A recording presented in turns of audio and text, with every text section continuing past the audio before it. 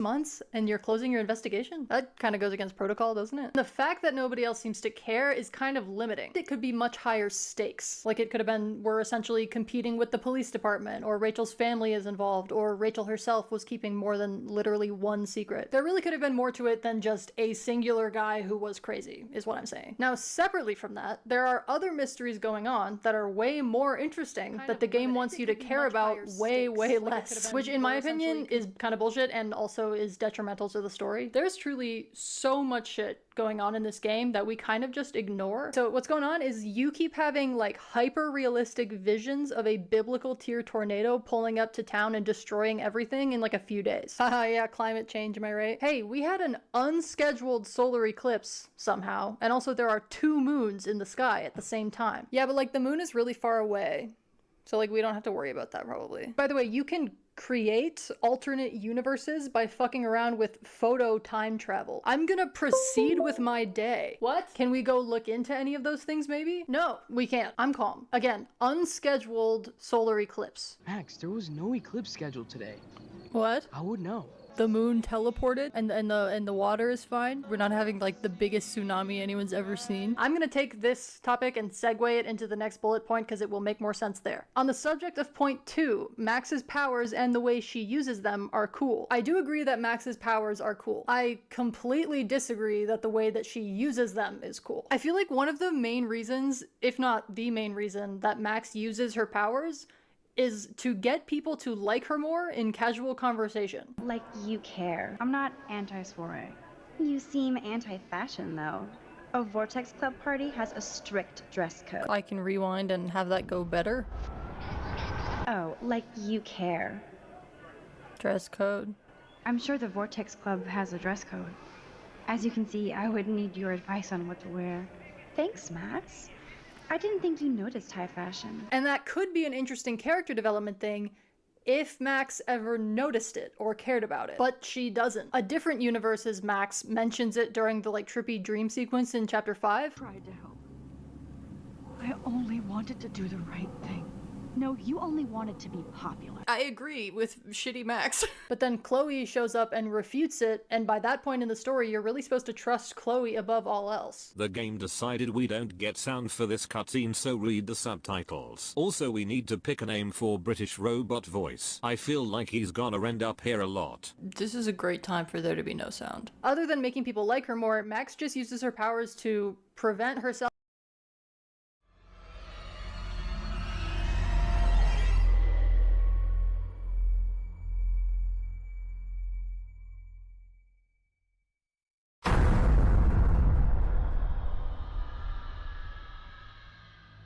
Until Dawn is one of my favorite horror games of all time.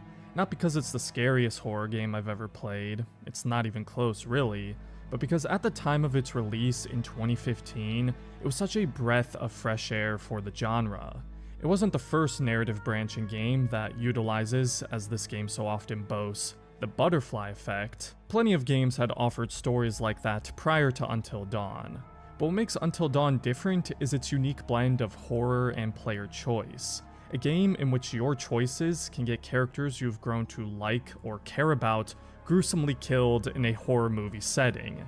It's like going to a theater to watch a horror movie and the movie suddenly pauses and asks its audience to decide what the character should do, with the added pressure of knowing if you make the wrong choice.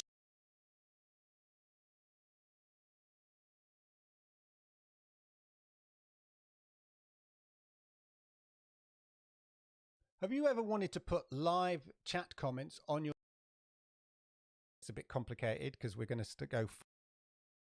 But what I like to do is create a scene and then I can drop that scene into any of my other scenes as required as a separate source. But anyway, so what we're going to do is we're going to create a scene here. I've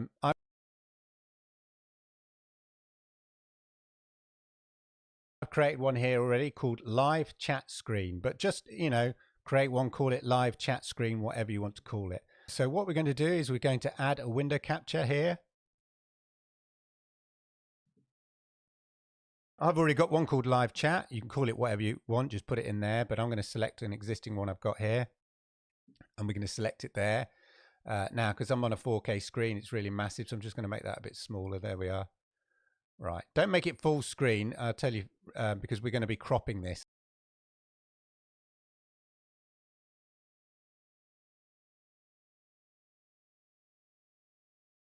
There. Now, because I'm on choice, they will die. That's what makes Until Dawn scary, not its jump scares that admittedly feel rather cheap.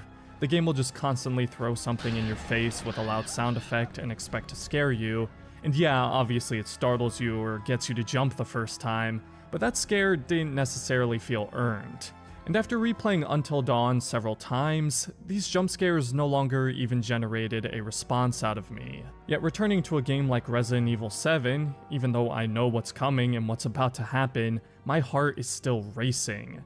There are only a couple jump scares in that game, but it's that incredibly eerie atmosphere and tension building that makes it spine-chilling even after several playthroughs. And while Until Dawn has an incredible atmosphere itself, it's very different from other horror games. The gameplay aspect is extremely limited. It plays out more like an interactive movie. Gameplay mainly consists of walking, picking up totems, investigating clues, and more walking. The game isn't putting you in control and having something chase you within gameplay, or having a stalker enemy hunt you down. No real harm can come to you or your characters in gameplay. Like most horror games, where what can make them so scary is you have to physically move yourself forward. There's typically some form of combat or things attacking you, and it's up to your own skill with the game's mechanics to survive. Unlike in a passive medium, like a movie, where you watch other people go through horrors. In a game, you have to push on, and you don't get the luxury of detaching yourself from those horrors. You're in control, and it's happening to you.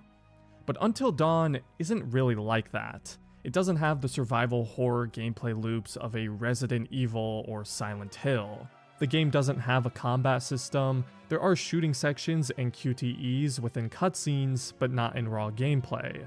And characters can only die in cutscenes, making it quite different from the average survival horror game.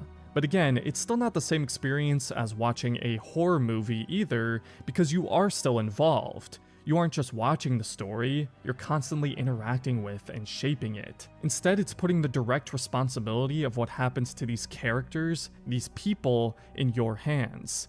You make a mistake, you have to live with it. There's no simply restarting the checkpoint, unless you cheat and close out the game before it can save. So it brings tension, fear, and stress to the player in a very different way from most horror games, and even horror movies.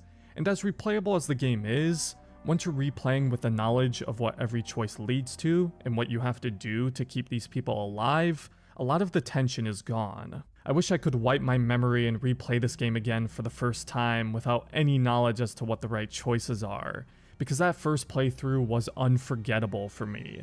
It's why I love to watch different YouTubers play through this game for the first time as well, seeing how they'll react and what choices they'll make. It's so entertaining. I've probably watched more playthroughs of this game than any other. But it wasn't simply the novelty of choice and a branching story and a horror experience that made Until Dawn special either.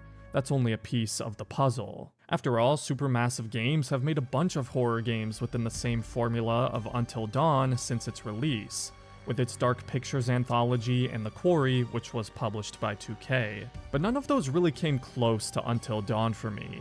The Quarry was probably the closest, as it felt the most similar in terms of general quality and production value, but the characters weren't as memorable or fleshed out, the plot twists weren't as well executed, and the ending kind of sucked. And endings are very important in branching narrative games like this. But every time there's a new one of these supermassive interactive horror games, you'll always see the question, is it better than Until Dawn?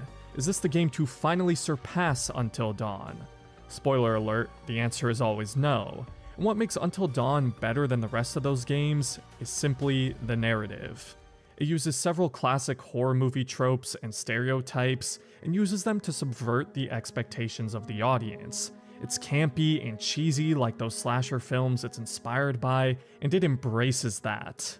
Most of the characters are fleshed out and have incredible performances. I mean, there was a future Academy Award winner in this cast, lending to players not only remembering these characters very well, but becoming more attached to them and actually wanting to get them out of this nightmare alive.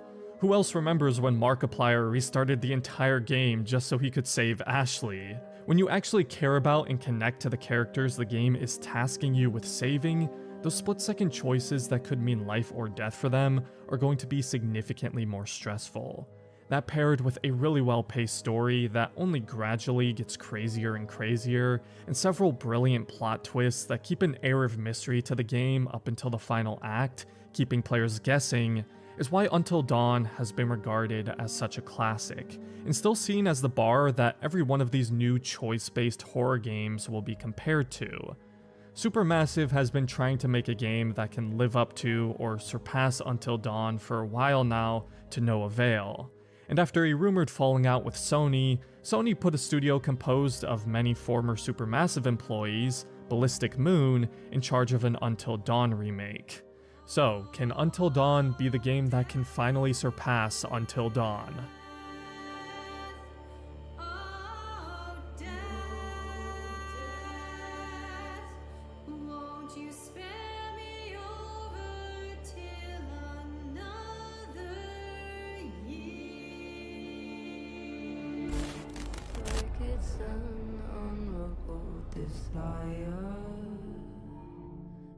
We are firmly in the era of video game remakes, and especially horror remakes. The success of the Resident Evil remakes sort of opened the floodgates for all these classic horror titles to get the same treatment.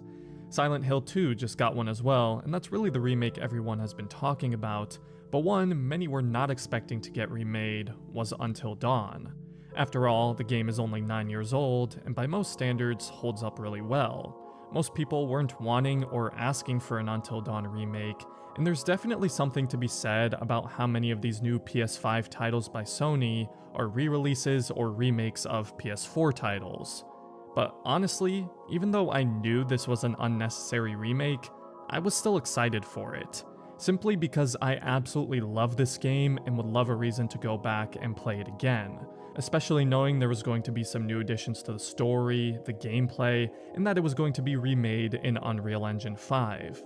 But also because the original Until Dawn has been exclusively on the PlayStation for 9 years, and with this remake, it would finally be coming to PC in all its unlocked resolution and frame rate glory. So as someone who really loves this game, I was looking forward to this. I didn't mind buying it again to re-experience one of my favorite horror games, even if I knew it was an unnecessary remake.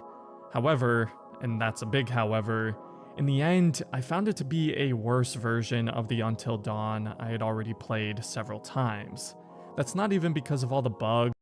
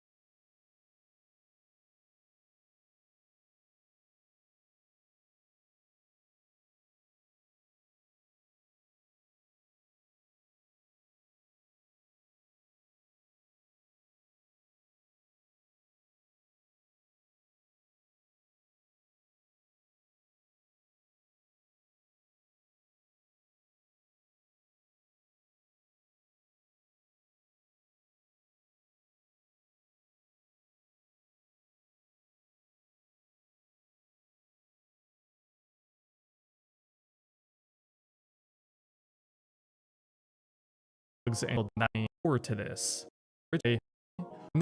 One has been talking about, but one many were not expecting to get remade was Until Dawn. After all, the game is only 9 years old, and by most standards holds up really well. Most people weren't wanting or asking for an Until Dawn remake, and there's definitely something to be said about how many of these new PS5 titles by Sony are re-releases or remakes of PS4 titles. But honestly, even though I knew this was an unnecessary remake, I was still excited for it, simply because I absolutely love this game and would love a reason to go back and play it again, especially knowing there was going to be some new additions to the story, the gameplay, and that it was going to be remade in Unreal Engine 5. But also because the original Until Dawn has been exclusively on the PlayStation for 9 years, and with this remake, it would finally be coming to PC in all its unlocked resolution and frame rate glory. So as someone who really loves this game, I was looking forward to this. I didn't mind buying it again to re-experience one of my favorite horror games, even if I knew it was an unnecessary remake. However, and that's a big however, in the end, I found it to be a worse version of the Until Dawn I had already played several times. That's not even because of all the bugs and technical issues the remake launched with, which is reason for criticism enough as it is, but even if this launched perfectly polished, I'd still believe it's an inferior version of the game that was released 9 years ago. There's two big reasons for this. The first one is the soundtrack. The original Until Dawn soundtrack by Jason Graves is fantastic. It's unique, it feels like its own character in the game, and adds a lot of tension to the biggest scenes and scares. I never realized how important the soundtrack was to the overall atmosphere of the game until I played the remake and noticed how off it felt with a new soundtrack.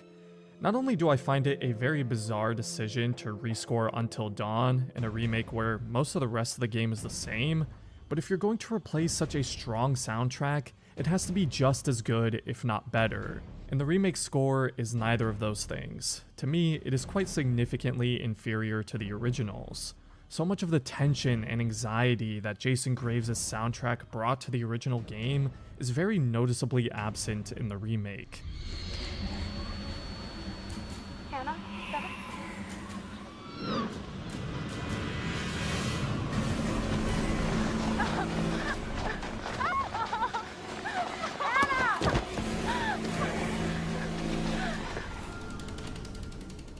Beth?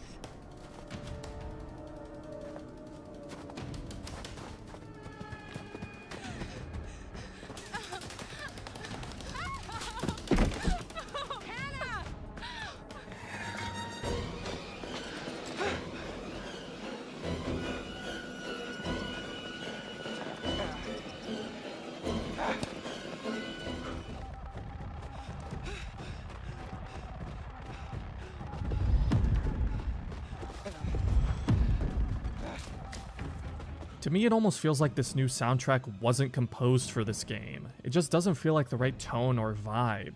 More often than not, it took me out of the game because it just didn't feel right. It felt jarring. And it's even more noticeable because, again, we have the original to directly compare it to. There were several scenes that just lacked the punch and intensity of the original because of the change in music. Take the final confrontation with the Wendigos in the lodge, for example.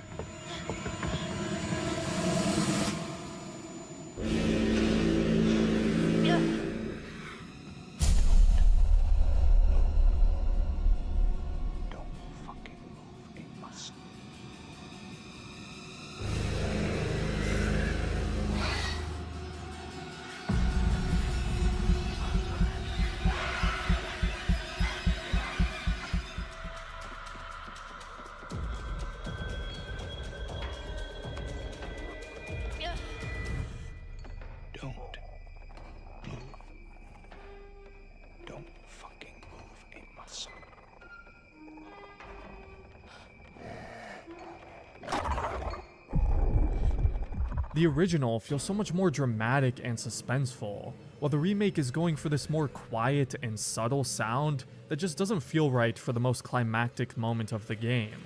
Then later on in the same scene, when Mike and Sam are putting together the plan to blow up the lodge, in the original the music builds and it's like you can hear them putting together the plan through the music.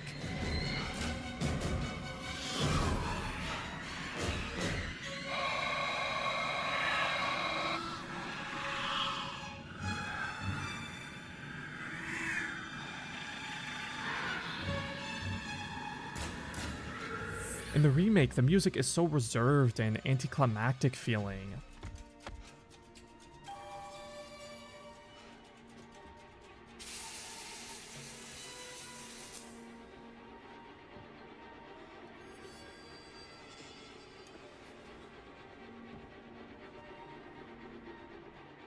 And then the opposite problem happens in the ending credit confessionals, where in the remake, the game's main theme is blaring over the characters talking, almost drowning them out. I was carried and taken and... What did you see? I don't know. I don't know. While in the original, the music is far more subtle, fitting the somber, dark tone of the scenes a lot better. How did you end up in the mines? I was carried and taken and... What did you see? I don't know. I don't know. I don't mean to slight the composer Mark Corvin. I'm sure he's a great composer, and he scored many very popular horror movies, though from what I understand, this was his first time creating a score for a video game. But rescoring Until Dawn was just so unnecessary. Ballistic Moon explained the choice as wanting to give the remake its own distinct identity from the original, but even that doesn't make a lot of sense to me. This isn't a complete teardown reimagining of Until Dawn, like some other big remakes. This is still in large part very much the same game, and it already had such a well-established tone and vibe to it, in large part because of the original soundtrack. So why change something that nobody ever wanted or felt like needed to be changed? Of all the things that might have been weaknesses of the original that could have been improved upon in a remake, the soundtrack was certainly not one of them. And if they wanted to add new tracks for the remake, why not bring back Jason Graves? Someone who basically created the identity and tone of the game with his music. Not only did he compose Until Dawn's soundtrack, he did the entire Dead Space trilogy and many of the Dark Pictures games as well.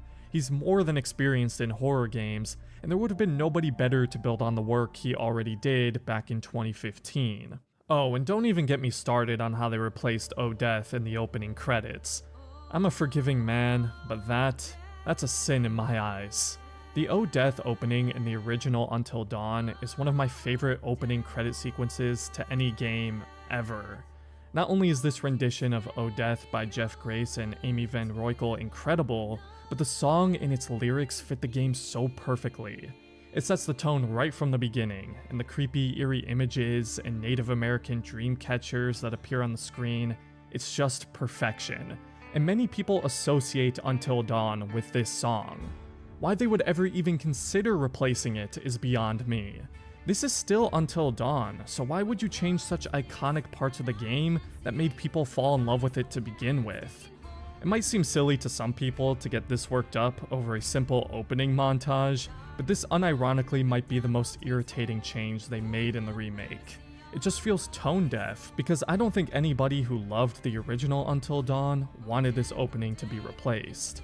Now, I don't think the new opening is horrible, but regardless of what opening they chose to replace it with in the remake, it was never going to be as good as Odeth, because Odeth is the perfect opening for this game. I don't really like the visuals of the new opening as much either. Again, the original had this really creepy, ominous, and eerie imagery, while the remake is just scenes of the different characters projected on a prop associated with their character. It feels more generic. Thankfully, some modders have already been rectifying this error for the PC version, but it saddens me to know there will be some people who play this game who haven't played the original, and will never get to experience the pure hype of the original Odeth opening. Another audio-related issue with the remake is the sound design. They redid the sound design for this game, and I found many of the sound effects to be straight up worse than the originals. Like, this is the Psycho punching Ashley in the original. Sounds about right. But this is what it sounds like in the remake. Yes, that is actually what they changed it to. In what world does that sound like a punch? And then there are other instances where it feels like the sound effect they used doesn't fit the context of the scene. A perfect example is when Matt sees Mike and remembers he saw him with Emily. This is what it sounds like in the original. What's up, party people? Hi. Hey, pretty normal. And then there's the remake. What's up, party people? Hi. Hey. My god, you'd think Mike just murdered his family or something with how dramatic it sounds. I even noticed an instance in the remake where it seems like they removed the original sound effect and just forgot to replace it with anything, so there's just no sound. They even removed the Psycho's creepy Vader-like breathing from the original, and I really don't understand why.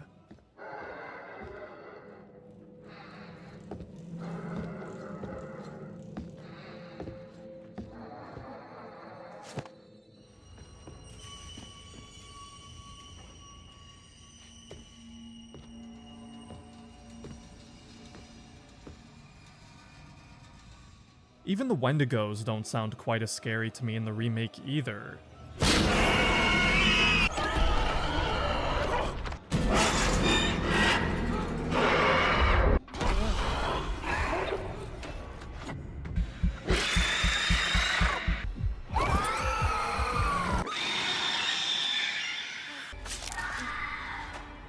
I also noticed the remake's lack of ambient effects and tense music while in gameplay compared to the original. I'll show you a couple specific examples of what I'm talking about.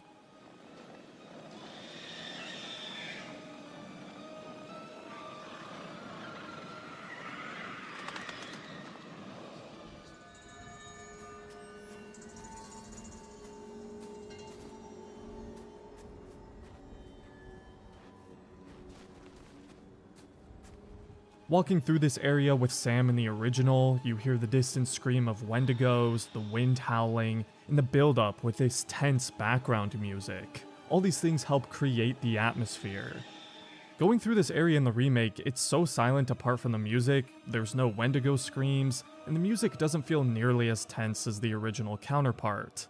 In this next example, the remake version doesn't even have background music, sapping so much of the tension out of this moment as well.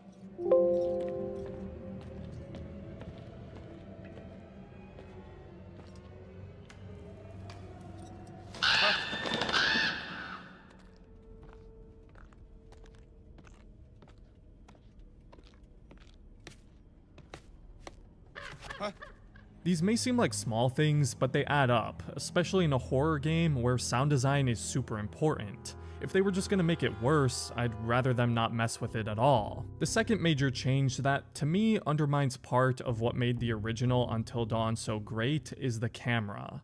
The remake does away with the fixed camera angles in favor of a third-person over-the-shoulder camera throughout the game, likely in an attempt to make the game feel more modern.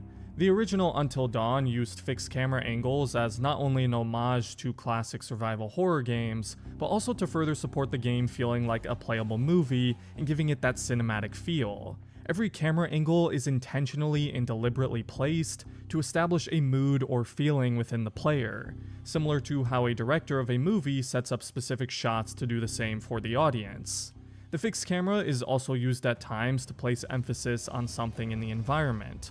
For example, when Mike is walking through the sanatorium, this camera shot focuses on the suspicious waving hand trap as you walk towards it, signaling its importance and instilling this bigger sense of dread associated with it. It's a creative choice that is lost in the remake with the over-the-shoulder camera, and there's numerous other examples of this, like with the dying deer towards the beginning, the car batteries in the hallway of the old hotel, when Emily discovers Beth's severed head. That is haunting looking. It makes this moment significantly more creepy than in the remake. The original game utilized the fixed camera in numerous different ways. There are some beautiful wide shots that zoom way out from your character, making you feel small and the environment huge, giving you a sense of scale to the locations. Like when Matt and Emily are looking over the edge of this massive cliff, the camera pulls way out into the distance and you can see what a massive drop it is off of that cliff. You once again lose this shot in the remake. The camera is also moved around and placed in creative ways in hallways and corridors,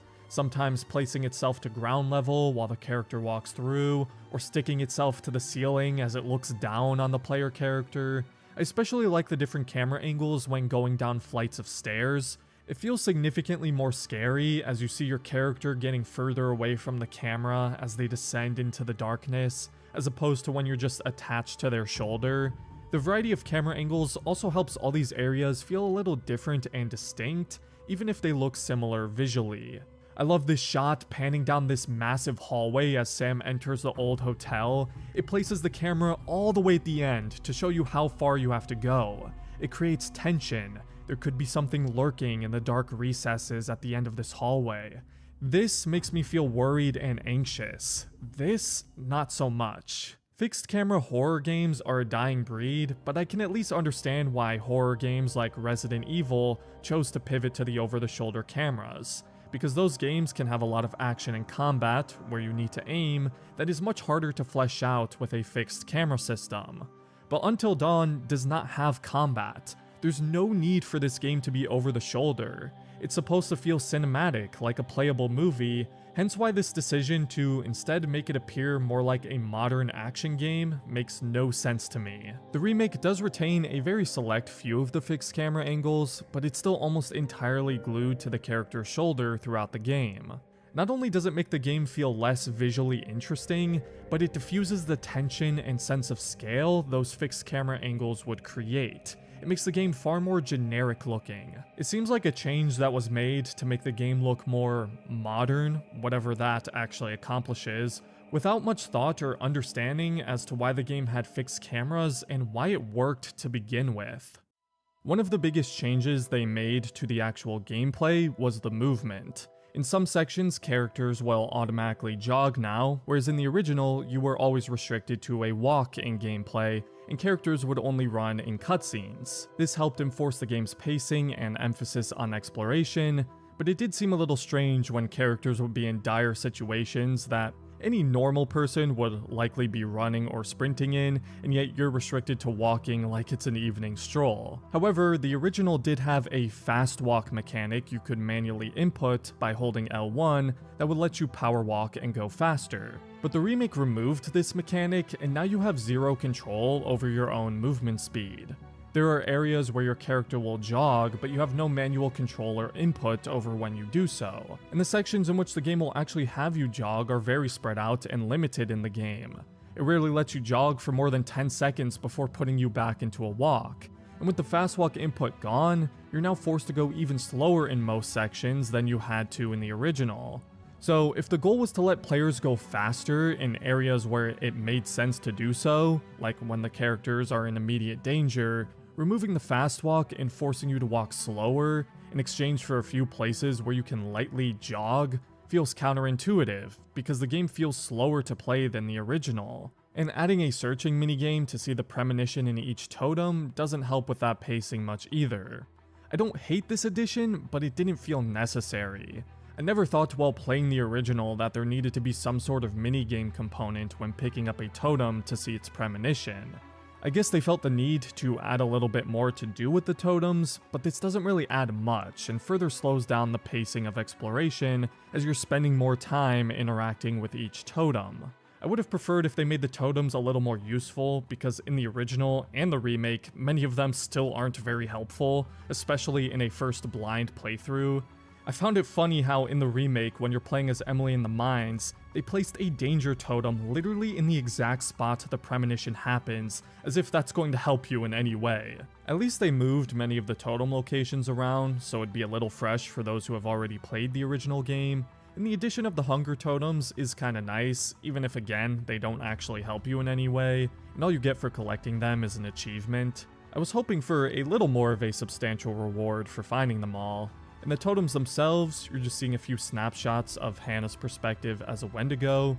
It looks pretty cool, and I like having something new to find as someone who's played through this game so many times, but it doesn't actually add much to the gameplay or narrative. With these new totems also come some new locations, though calling some of these new areas locations may be a bit of a stretch. A lot of these new areas you can explore are little crevices and corners that were blocked off or inaccessible in the original, though there are a couple that are a little larger in scale. My two favorite new areas are the parking lot at the base of the ski lodge, where you can finally find that infamous missing pink bag Emily is so insistent on getting later in the game. Where's my bag? Huh? My bag, the little bag with the pink pattern, the one I got on Rodeo. Emily.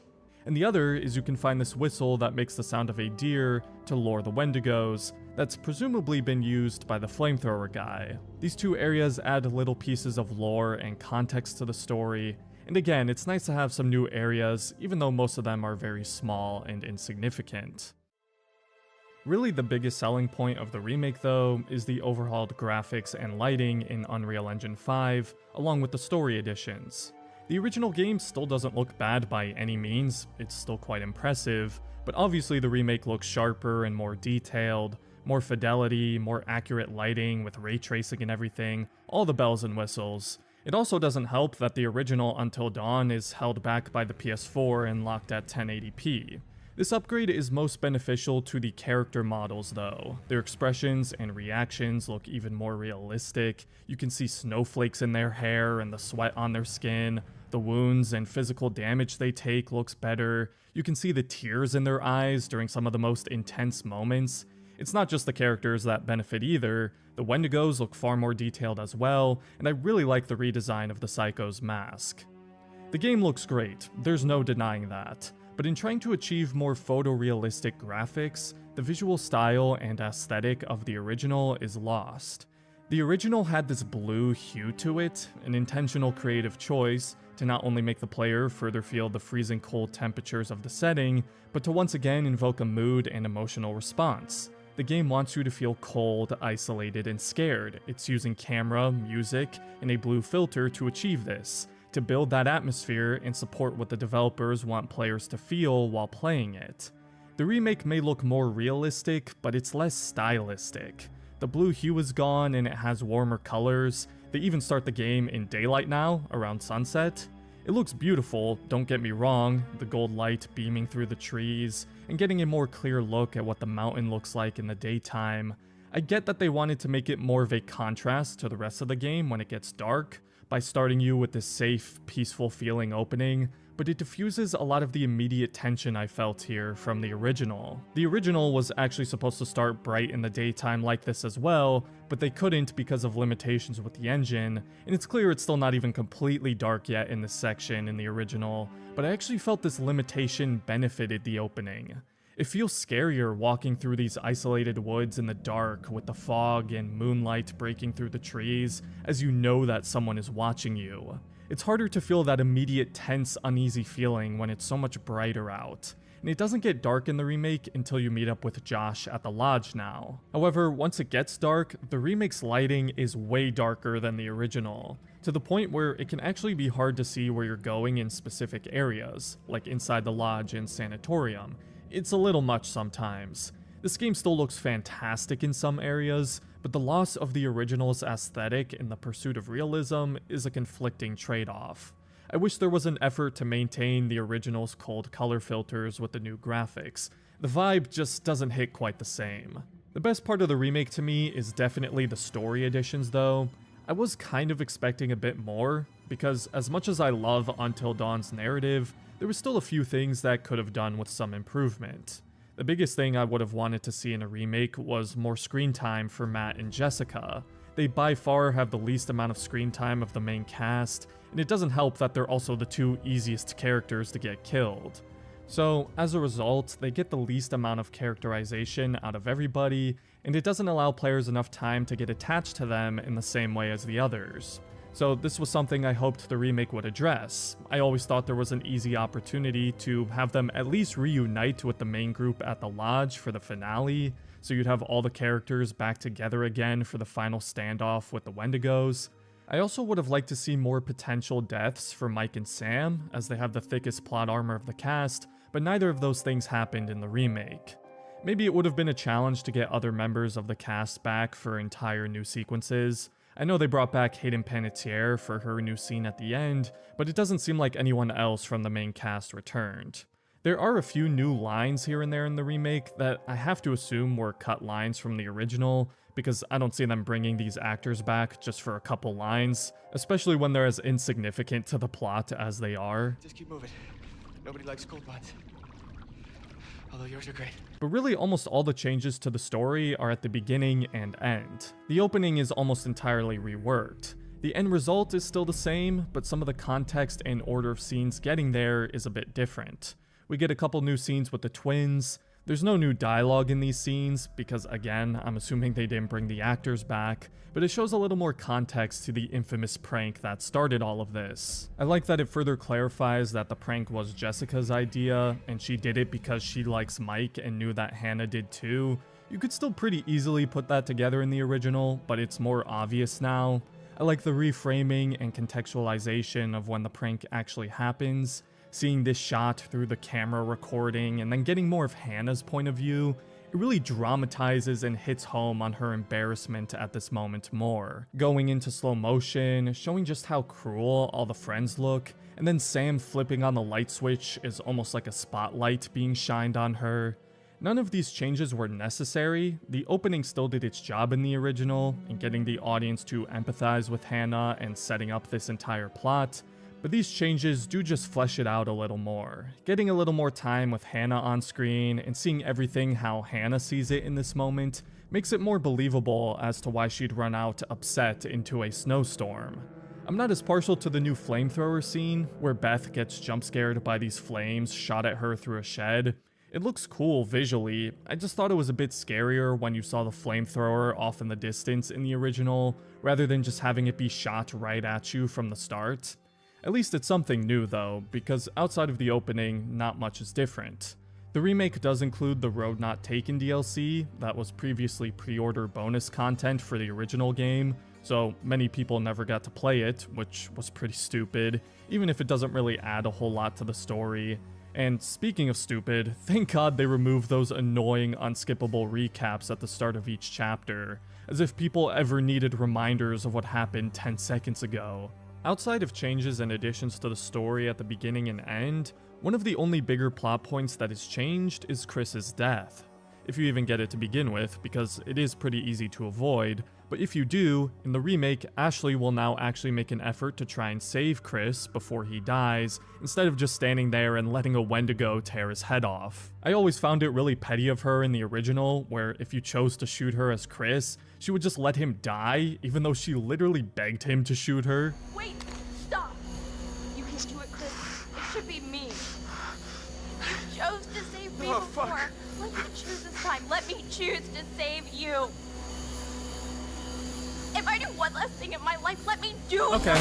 Although, now that she actually tries to save him, it doesn't make a whole lot of sense as to what the butterfly effect is that causes Chris to die. In the original, you at least understood it was a consequence of shooting Ashley, and in a moment of wanting revenge, she didn't open the door for Chris.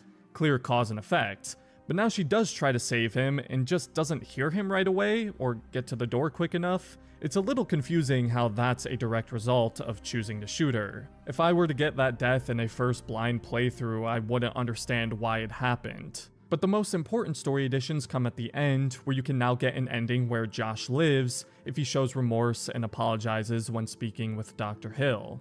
Josh was originally the only playable character of the main cast whom you couldn't save regardless of what you did, and yeah, Josh took things a bit too far, even if you could understand why he'd want some revenge on his friends for the prank they pulled on Hannah that led to her death, but it didn't feel like he deserved to either have his head popped or become a Wendigo because of it, so it's nice that you can actually save him now. The new scene isn't really much, it just shows he's alive, but I know a lot of people are just happy they can rest easy knowing he lived in their playthroughs. I'd love to know if that plays any role in this supposed Until Dawn sequel. If Josh returns in a sequel now, it'd make that new ending a lot more important. But Rami Malek is a big-time actor now, so who knows if he'd be willing to reprise Josh. But speaking of the sequel, the other new ending scene is a post-credit scene with Sam in Los Angeles years later, presumably setting up an Until Dawn 2. Again, very cool to see Hayden Panettiere reprise her role, and I never thought we would see anything post Until Dawn, so this scene was a very pleasant surprise. With that said, I never felt Until Dawn needed a sequel. It never felt like the kind of story that warranted one, especially considering all the different variations of endings you can get. It is believed that the quarry was initially supposed to be Until Dawn 2 before Sony and Supermassive had a falling out, but this scene seems to set that up, so who knows if that'll actually happen, considering the remake didn't sell very well by most accounts, and I'd be a little apprehensive knowing Ballistic Moon would probably develop the sequel instead of Supermassive. But generally, aside from most of the story additions, I was underwhelmed by this remake. My expectations weren't high with it to begin with. Again, we all knew this was mostly unnecessary, remaking a 9-year-old game that has aged considerably well, but there was a slam dunk opportunity here to make the original game obsolete. If the remake was just a better looking version of Until Dawn on new platforms with new scenes and endings, there wouldn't be much reason to return to the original. But the gutting of the soundtrack, sound design, abandoning the fixed camera angles, replacing Odeth, trying to fix things that didn't need to be fixed, while things that could have used some improvement and been fixed were mostly left untouched, made this an inferior version of the Until Dawn that already existed to me. If this was just a remaster or re-release for the PS5 and PC, maybe with those new ending scenes as well, for a cheaper price than the $60 they're asking for this, I actually would have preferred that to a full remake. Which is a shame, because as a huge fan of Until Dawn, I was really willing to give this remake the benefit of the doubt. I still enjoyed playing it, don't get me wrong, the narrative is still as good as it was back in 2015, and I'm glad others will finally get to experience it on PC. In the end though, I feel like I paid triple the price for a worse version of the same game I already had.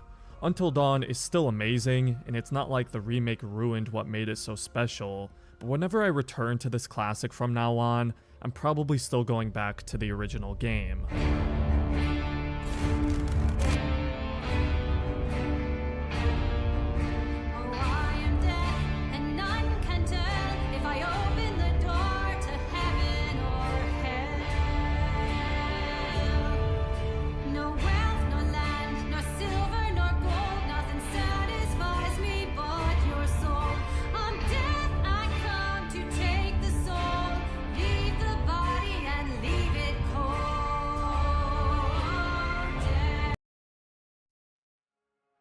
What is a video? Is it just any moving image? I make videos that I put on YouTube, but you wouldn't call a movie or a TV show a video, right? Then again, you can find videos of those things, but television programs and films aren't videos on their own. Before the internet, a video usually referred to one of two things. The first being videotapes, which could store any sort of moving visual data, including professionally made content. Or secondly, and much more commonly, home videos. You see, the modern use of the term video actually stems from home videos, because the history of online content creation directly grew out of people sharing home movies. That's why MrBeast is making videos when he's putting things on YouTube, but when he's doing essentially the exact same thing on Amazon Prime, suddenly it's not a video anymore. If you had asked me in 2004 what a video was, I probably wouldn't have even mentioned the internet. I would have probably just told you about the times my dad would take out the family camcorder and just film whatever we happened to be doing that day. Or the VHS tape that depicts my grandparents' 50th anniversary party. If you're also around the age of 30, chances are pretty good you associate the concept of home videos with some sort of amateur videotape, complete with the chromatic aberration, quality loss, and visual noise typical of magnetic tape formats like VHS. But one thing you probably don't think about is what people used to use before video cassettes. You see, the era of video cassette cameras only really lasted for about 20 or 30 years, between the 80s and the mid-2000s. But for 50 years before that, if you wanted to film a home video, you would have to use a camera that shot on 8mm tape. This was a lot less convenient. You would have to actually develop a roll of film somewhere before you could watch it, but the quality was vastly superior to the magnetic cassette tapes which would be used in future consumer camcorders. I recently came across this upload on YouTube showing off a reel of home videos filmed in 1939 and 1940. It's stunning how good it looks. It's surreal to watch casual clips of people from almost 100 years ago with the same sort of clarity you would get from an Instagram reel filmed yesterday. While home VHS tapes have been a trend in the world of horror for quite a long time, so too has the Super 8 tape reels. The most memorable example to me is from the 2012 movie Sinister. Just like all 8mm tapes, the home videos shown in this movie have no sound attached to them. and while they're clear visually, they play with a slow frame rate, which altogether can look very creepy and quite distinct from the analog horror you all are obviously very used to. Our first topic today happens to come from this older era of home videos. In mid-2009, a YouTube channel called Museum of the Weird, dedicated to sharing around esoteric clips from other parts of the internet, would upload a video called The Gable Film. It was supposedly filmed sometime in the 1970s and depicts something unnerving. Like other videos produced on 8mm tape, this one too plays at a slow frame rate and is completely silent. It also apparently hasn't been preserved all that well and lacks the visual clarity of some of the other tape reels we were just talking about. It appears to show a couple of men riding around on snowmobiles in a wintry forest. We also get a shot of somebody chopping wood, as well as a short clip of a deer standing in the distance in the woods. After the deer though, we get a brief glimpse of something else. The shot is too short to tell exactly what's being depicted here, but whatever it is, it appears to stand quite tall. We cut to a dog sniffing around the snow for something until it points into the woods. This leads into several shaky shots of the cameraman walking through the trees, until this happens.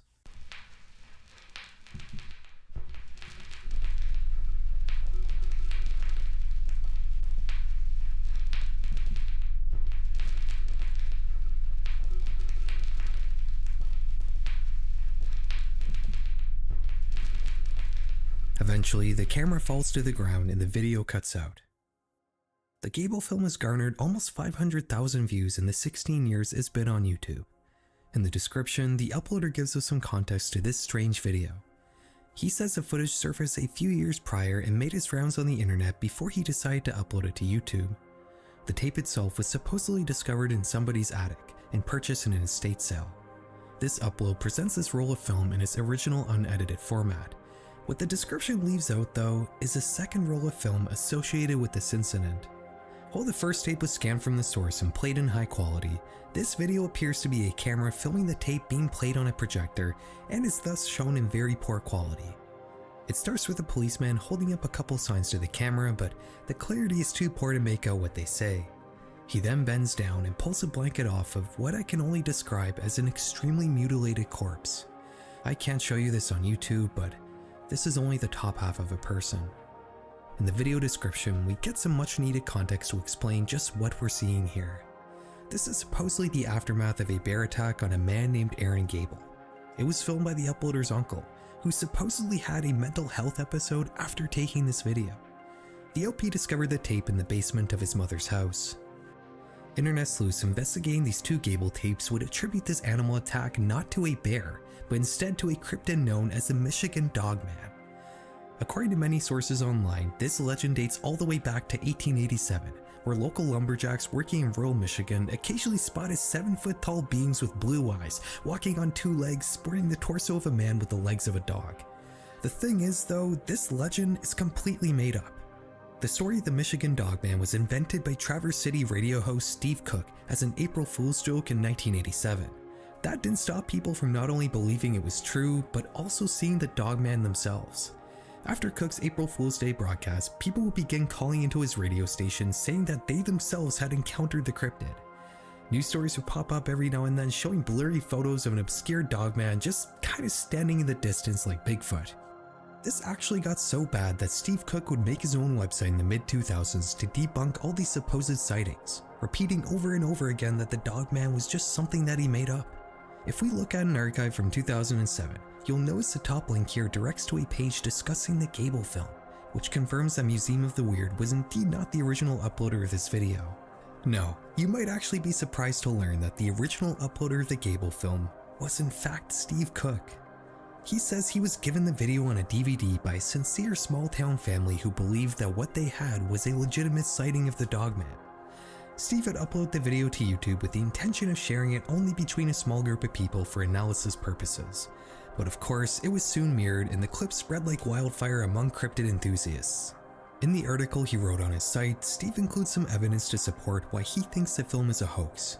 He says if you look at the Dogman closely, you can see what appears to be human legs sticking out from under the creature. It's a little hard to see, but we don't really need to look anyways, because this indeed was just a guy wearing a costume. Specifically, it's a YouTuber known as Quinlan or 12. he made the Gable film as a fun homage to Steve's legend with his friends in his spare time. On his channel, you can find recreations of how he made the creature as well as more lighthearted sequels to the original project. To this day, you'll still find people online claiming to have encountered the Dogman, as well as a few people who believe the Gable film could still be real, despite the creator coming forward with detailed evidence to back up how he faked the whole thing. On top of this, the Wikipedia page for the Michigan Dogman both lists the true origin of the tale as well as a whole fabricated history, which is all cited from dubious sources written after 1987. It's interesting how if enough people want something to be true, they'll just kinda make it true, whether it actually is or not. The Gable film was indeed a fictional piece of horror media, one that was disguised and packaged as a home video. But these following clips we're about to discuss are all genuine home movies, ones that are terrifying without having to rely on any special effects. Hey guys, I don't have a sponsor in this video, but I do want to take a second of your time to ask you to follow me on Twitter. I haven't used Twitter much in the past, but recent events have reminded me that if I ever had to get in touch with YouTube support for any reason, the best way to do that is to publicly shame them on Twitter, and the more of a presence I have there, the easier it is to do that. So if you're willing to give me a follow, I would greatly appreciate it. It would just give me an extra layer of safety and insulation for any problems that may arise for me in the future. God forbid, hopefully they don't. That's all I want to say. I'll link it down below. Thank you, and back to the video. While the internet has undeniably changed the way we consume amateur-made media, mostly by giving regular people a platform to directly share content with anybody in the world, some of you may be surprised to learn that in the pre-internet age, there were still many ways to consume the sorts of casual, unprofessional content that you might find nowadays while scrolling through TikTok. These days, if you wanted to see something crazy, you might go on Reddit and visit a subreddit like Public Freakouts or Crazy Fucking Videos. In the early 2000s though, you could just turn on the TV and tune into a show like World's Most Amazing Videos or Destroyed in Seconds. These sorts of programs are basically the cable TV network version of a subreddit. They only exist to show and discuss interesting amateur videos that center around a certain theme, and as such, almost all these programs got canceled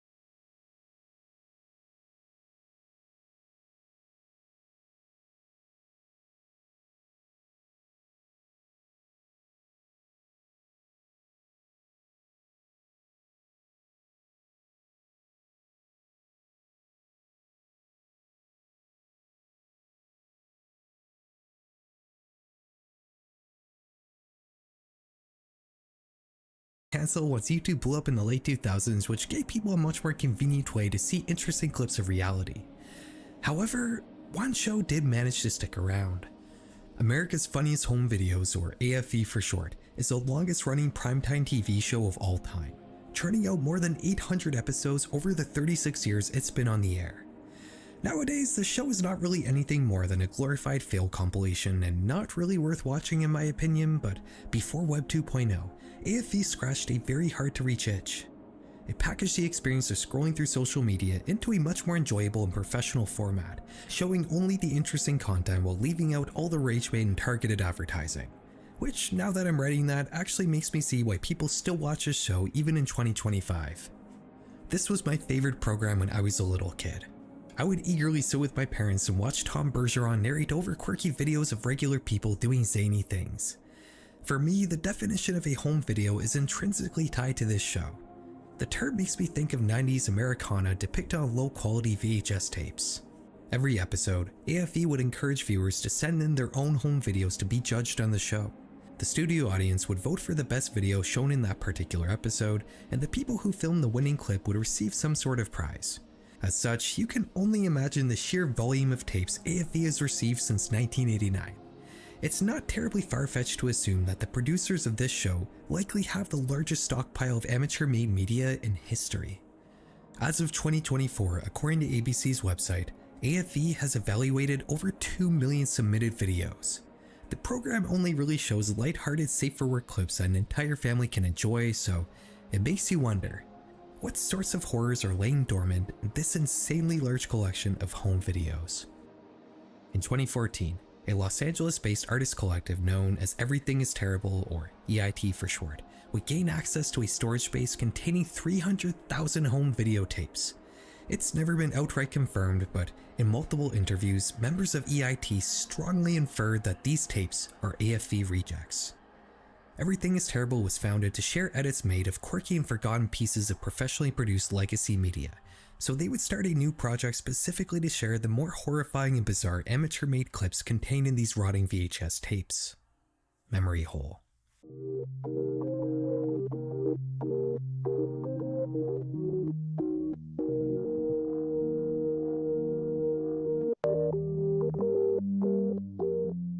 This YouTube channel is essentially the David Lynch version of America's Funniest Home Videos. While AFV often tries to add to the comedy by using creative editing and sound design, Memory Hole does the exact same thing, but to instead enhance the horror. These clips are always presented without any sort of context and contain unsettling ambient soundtracks. They madly cut between each other without any sort of rhyme or reason. You can tell the intention behind these edits are to just make everything as nonsensical as possible, and they've done a pretty good job, I think.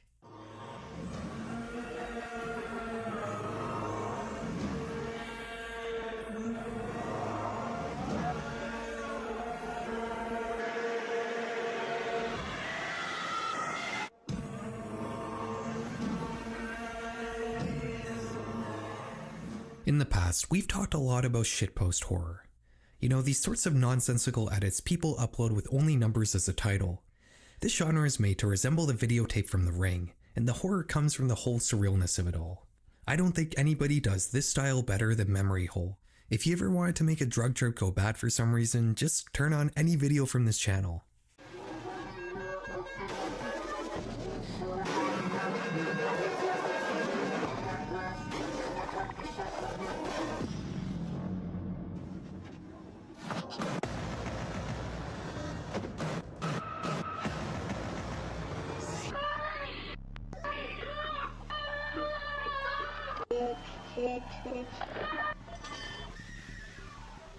If I were to choose just one video to talk about from Memory Hole, I would choose Shaving Cream Torture.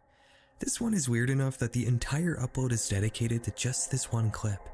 It shows a man tied up in a straitjacket covered in shaving cream holding an 8-ball in his mouth. He stares bug-eyed at the camera and that's about it. Nothing else really happens here. It's kind of insane to think that somebody thought this would make it onto the family-friendly America's Funniest Home Videos. This resembles a snuff film more than a home video. I tried to do an image back search to see if maybe this popped up anywhere else other than Memory Hole, but no dice, which isn't a terribly uncommon situation when researching clips from Memory Hole. Normally, I like to try to uncover the origins of videos I talk about, or at least attempt to understand the context surrounding a clip. Here though, there just isn't really much we can actually investigate. Almost all these videos were filmed before the internet, and there's just no information about any of them. The term memory hole refers to an imaginary place where media that somebody wants to disappear can go to, in effect removing that piece of content from existence. The videos on the Memory Hole channel exist, but they live completely detached from the people who made them. We're never gonna know what was happening before or after any of these films were made. We're never gonna know who's in them and why they're doing what they're doing. The only piece of context we get is the date stamp that sometimes shows up in the corner.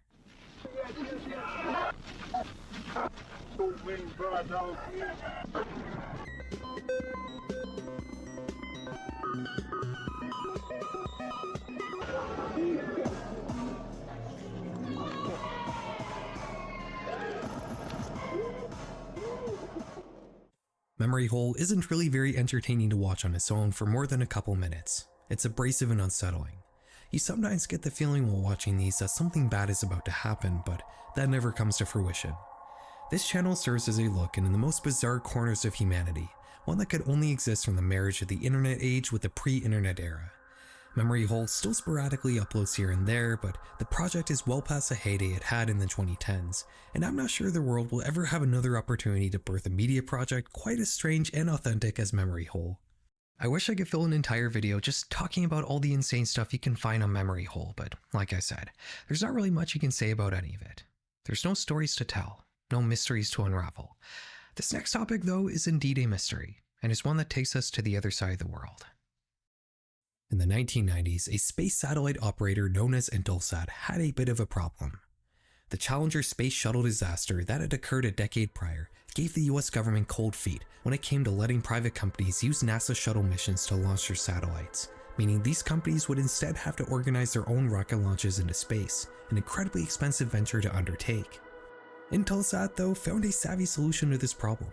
Instead of working with the US government, they would just seek another nation state who would let them hitch a ride on one of their rockets in exchange for some help with their space program. The country they ultimately decided to work with was China, who was looking to enter the international space market at the time. Intelsat would work with another company called Lanteris Space Systems to build the satellites, and China would be responsible to build the rockets and to host the launches, the first of which happened in late 1992 and was semi-successful, although the satellite was damaged during the flight. The second launch happened 3 years later in 1995 and was an immediate failure. The rocket exploded less than a minute into the flight, raining flaming debris onto the nearby rural villages of the Liangshan Yi Prefecture, the homeland of China's Yi people. According to Chinese sources, 6 people died and 23 more were injured as a result of the falling debris. China would blame the satellite for the explosion, although Western sources purported that the failure was a result of the payload fairing collapsing inside the rocket mid-launch due to structural weakness. Despite this disaster, China and Intelsat would still schedule another rocket launch a year later in 1996, this one intended to launch the Intelsat 708 satellite. The countdown began at 2:56 in the morning on the 15th of February. Only 2 seconds into the launch, the rocket began to point away from the sky and instead towards the residential villages on a nearby mountain. 22 seconds later, the team would remotely detonate the rocket, but that didn't really help the situation. The now exploding rocket would still manage to directly hit the hillside littered with rural settlements, with the fuselage igniting upon impact and creating another horrific explosion. The Chinese government would investigate this disaster and they tallied the casualties as 6 dead and another 57 injured. But Western media would estimate that up to 500 villagers may have been killed because of this explosion. While an official Western investigation never happened, Western sources would instead rely on home videos filmed by employees of the American aeronautical companies that were operating in the area who managed to survey the crash site themselves. Through analyzing this footage, Western media were able to count 80 houses that had been completely destroyed in just one of these rural villages. One of the home movies used to document the destruction was this one, which was filmed by Troy Wells. The footage is disturbing, with Troy and his companions continually reacting in shock to the sheer scale of the destruction. Oh my god. That looks like the rec center. Wow, 你看在山上喂。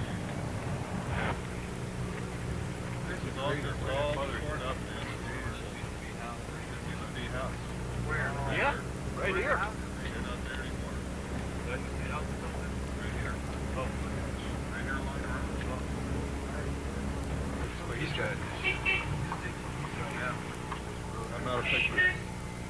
how much? I'm out of film. Here, get your butt now. Oh, okay.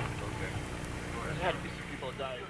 Throughout the video, you can also see the Yi people who used to occupy these now destroyed buildings just wandering around aimlessly, seemingly having no idea what to do or where to go now that their homes have been utterly demolished.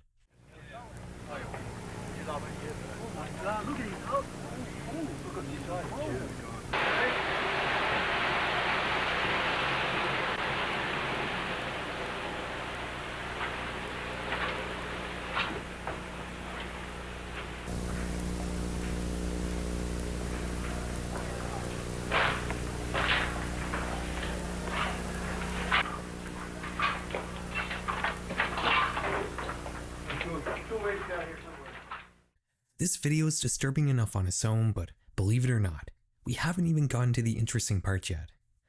You see, about 18 minutes in, the footage fades to black, as if it's about to finish. But then, something else fades in. Hello, my name is Janet Shipp, and in order to prepare you for your trip to China, we would like you to take this simple multiple choice quiz. Remember, there is only one correct answer for each question. Ready? Here we go. This is a picture of A, a creature found in nearby hills, B, dinner, C, a Hughes technician. These guys should score a point in horseshoes, A, in 30 to 40 minutes. Holy hammer! Did you paint this art piece? Yes. I mean, I did some photo bashing and some painting. Oh, it's photo bashing. Okay, that is what I thought. Wait, what do you mean, you rascal? I mean, these are all just photos, right? So it's no big deal. That is not entirely true. But come on, why even call this concept art? Call it a collage or something. It's easy. Even a beardless child could do that. It's not as easy and simple as you think it is.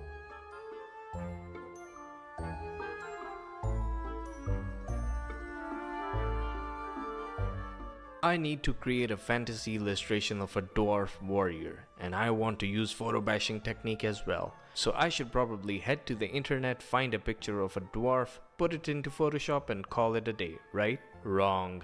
You don't look for the perfect photo and just add into your composition to call it a day. That's not how you do it. I'm going to show you the correct way of using photos to your advantage when creating fantasy artwork. So let's do this. So today I'm creating a card illustration of a dwarf warrior, which I'll do by starting off with a buff dude who does not look like a dwarf yet. First we had to remove the existing background from the photo and start with another color because we want to establish some sort of an initial lighting and background should look for. Also, as you can see, I'm not just pasting the photos as I found them, but I'm also using warp to reshape the different armor pieces to fit with our character. This is truly essential because you might not be able to find photos in the exact same position or angle. You'll have to adjust stuff according to your requirement. So let's give this guy an armor.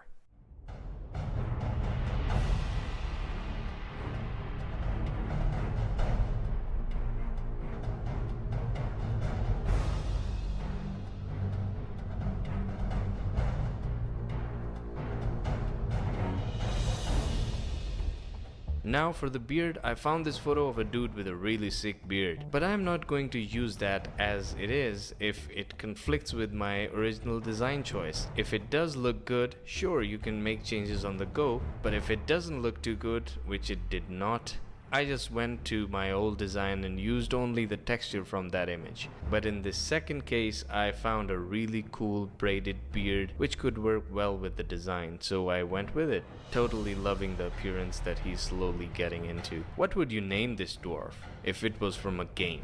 Comment down below and let me know.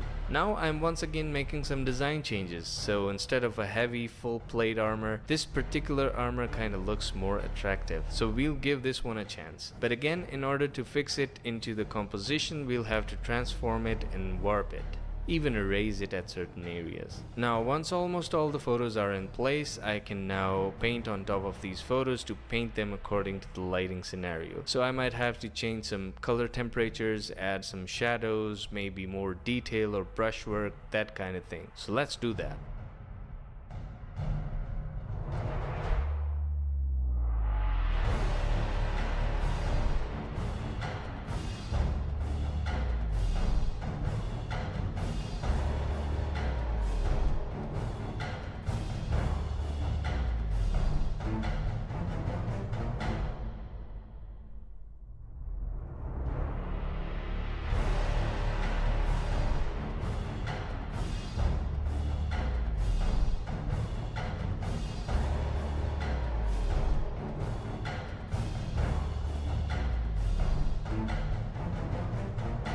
For the background, I want to add some sort of grunge maybe, or just impressionist style brushwork. So I'm gonna use a texture brush for that. From here onwards, I'll just paint over the photos and make everything look pretty with lots of brushwork, correcting shadows, colors, and some design adjustments. So sit back, relax, and enjoy the rest of the video.